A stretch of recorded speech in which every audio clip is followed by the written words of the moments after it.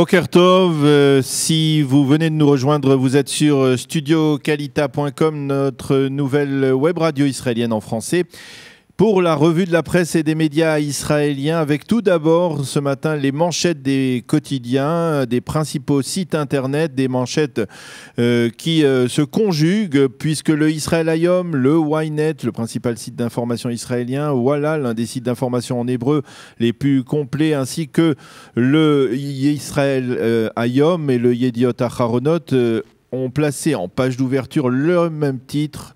Autour de la rencontre entre Donald Trump et Mahmoud Abbas hier à la Maison-Blanche, le président américain, affirme tous ses journaux et tous ses sites internet, a exprimé son inquiétude face au versement de salaires par l'autorité palestinienne aux terroristes et à leurs familles. Même Arutz Sheva, le site d'information lié aux habitants des localités juives de Judée et Samarie, titre sur cette préoccupation du président américain. Quant à Reshet Bet, la chaîne d'information de Kol Israël, elle affirme que les Palestiniens disposeraient d'un accord conclu sous l'administration Obama et contresigné par John Kerry et même par le proche conseiller de Binyamin Netanyahou, l'avocat Yitzhak Molcho, un accord écrit leur permettant justement de verser ces salaires aux terroristes palestiniens emprisonnés en Israël. Binyamin Netanyahou, lui, a réagi à cette information. Il affirme qu'il s'agit là d'un mensonge de plus, je le cite, des Palestiniens. Le Israël Hayom cite le président Trump qui se déclare très optimiste. Il y a une bonne chance de parvenir à faire la paix et nous la saisirons, a déclaré Donald Trump hier lors de la conférence de presse commune avec Mahmoud Abbas. Le journal le Yediot Aharonot, lui, nous parle de sourires forcés et de déclarations grandioses sur la paix hier au cours de cette conférence de presse en privé. Lors de sa conversation avec Mahmoud Abbas, Donald Trump a donc exprimé son inquiétude face au financement des terroristes par l'autorité palestinienne, mais il n'a pas imposé à son hôte palestinien de mettre fin à ces pratiques, et on note dans les quotidiens israéliens cette nuance. L'ensemble des quotidiens souligne qu'à Jérusalem, on est particulièrement satisfait de 2 points. Le président a donc promis de ne pas imposer de règlement aux 2 parties et il n'a pas fait la moindre mention d'un futur État palestinien, ni même du principe de 2 États pour 2 peuples. Autre remarque dans les médias israéliens, pour l'instant, Donald Trump n'a pas encore de plan de paix détaillé et il n'a pas parlé de conférence régionale. Et enfin, après que Donald Trump ait appelé Mahmoud Abbas à mettre fin à l'incitation à la haine contre Israël dans l'autorité palestinienne, en particulier dans le système scolaire palestinien, Mahmoud Abbas a affirmé « Nous élevons nos enfants dans une culture de paix ». Fin de citation. Ynet a souligné que Trump a exprimé l'espoir qu'Abbas saura se montrer ferme face aux terroristes, mais le Haaretz indique également en une que le simple fait que Donald Trump ait vanté les mérites d'Abbas de s'être engagé sur la voie d'Oslo doit préoccuper les habitants juifs des implantations. Pour le Haaretz, si les Palestiniens murmurent à l'oreille de Trump ce qu'il veut entendre, comme ils l'ont fait hier en affirmant qu'il était capable d'amener la paix, eh bien il pourrait être tenté de leur donner satisfaction. À propos du transfert de l'ambassade des États-Unis de Tel Aviv à Jérusalem, le porte-parole du président américain a indiqué que Donald Trump continuait, je cite, à étudier le dossier.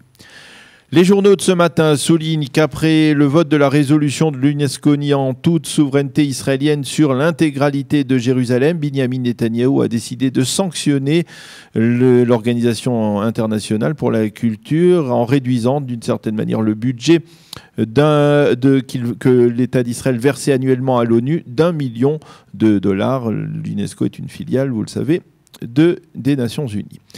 Le Yediot Aharonot lui révèle en manchette ce matin en exclusivité, c'est une information intéressante et importante, et il annonce, le journal, le Yediot, que le nouveau président allemand Franz-Walter Steinmeier a refusé de s'engager à ne pas rencontrer les représentants de Breaking the Silence lors de la visite officielle qu'il doit effectuer la semaine prochaine en Israël.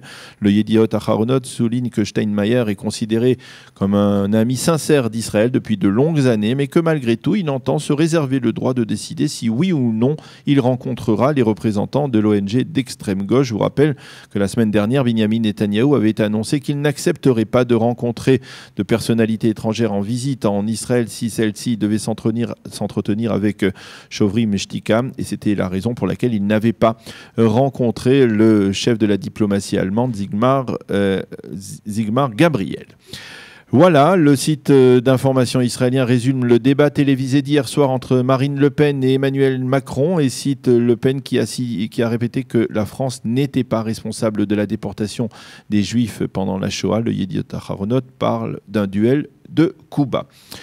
Vous n'êtes qu'un ridicule banquier qui ne veut pas combattre le terrorisme, a lancé Le Pen à Macron et celui-ci lui a rétorqué: votre stratégie est le mensonge. Si vous êtes élu, vous conduirez la France vers une guerre civile, donc a déclaré Macron. Ce sont des extraits de ce débat qui sont répercutés ce matin dans les sites d'information israéliens. Tous les quotidiens reviennent également ce matin sur l'affaire du rabbin Yigal Levinstein qui s'était insurgé en des termes jugés offensants contre le service militaire des jeunes filles dans Tsahal. Le rabbin Levinstein a en effet annoncé qu'il allait réduire ses activités d'enseignant au sein de l'institut préparatoire à l'armée, donc cet institut qui porte le nom de Bnei David à Élie en Samarie, mais l'on précise à Élie justement que le rabbin Levinstein restera le directeur de l'institution, une institution qui a formé des milliers de jeunes et qui envoie un très grand nombre d'entre eux dans les unités d'élite de Tsahal. On espère que cette annonce du rabbin Levinstein suffira au ministère de la Défense et que celui-ci ne portera pas atteinte à la Mechina, affirme-t-on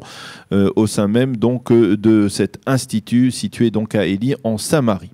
En première page, le Yediot Aharonot nous parle également de l'inventrice de Spiner, le jeu qui fait fureur chez les jeunes. Vous savez, il s'agit de ce petit jeu que font tourner les jeunes entre leurs doigts comme une sorte de mini-ventilateur. Celle qui a inventé le jeu s'appelle Catherine Ettinger. Elle est juive et elle raconte qu'elle a été inspirée lors d'un séjour en Israël où sa sœur vit actuellement. J'ai vu que les enfants palestiniens jetaient des pierres et je me suis dit qu'il fallait créer un jeu qui leur occupe les mains et qui leur change les idées. C'est ainsi qu'est né le Spiner. Et son interview est en page 26 du Yediot Aharonot de ce matin. Puis tous les quotidiens israéliens ainsi que tous les sites d'infos sans exception nous montrent ce matin de nombreuses photos du concert exceptionnel donné hier soir au Parc Ayarkon à Tel Aviv par la star des jeunes Justin Bieber. Plus de 53 000 personnes, dont une majorité de jeunes filles, ont chanté à tue-tête les tubes de Bieber. Pour les observateurs avertis, Bieber a donné un excellent show hier soir à Tel Aviv, un show que le chanteur a conclu en affirmant qu'il avait absolument besoin de consommer d'urgence un falafel, histoire de faire un petit peu israélien. Et pour terminer ce survol de la presse et des médias israéliens, voici quelques extraits d'un très bel éditorial paru hier dans le Israël Hayom, un éditorial signé Smadar Bat-Adam qui reflète le sentiment de nombreux Israéliens à l'occasion du Yom HaAtzmaut de l'État d'Israël qui a été célébré mardi. Un éditorial façonné autour de la fierté d'être israélien. En voici des extraits.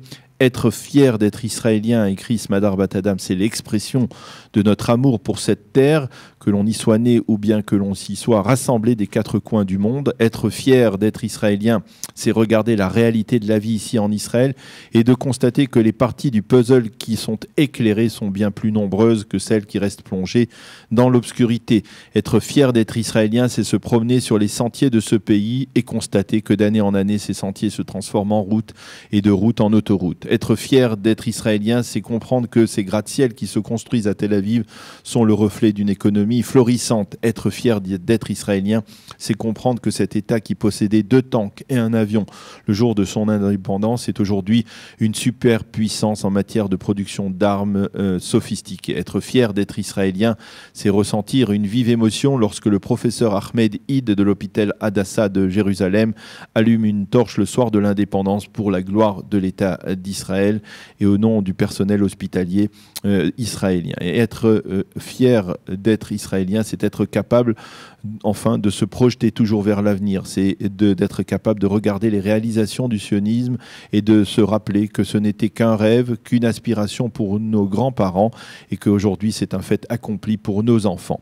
Voilà, c'est la fin de cette revue de la presse et des médias israéliens de ce matin. Dans quelques secondes, ce sera l'éditorial quotidien sur studiocalita.com, un éditorial qui est présenté ce matin par le docteur Dov Maimon, directeur de recherche à l'Institut de planification du peuple juif à Jérusalem. Un intermède musical avant cela.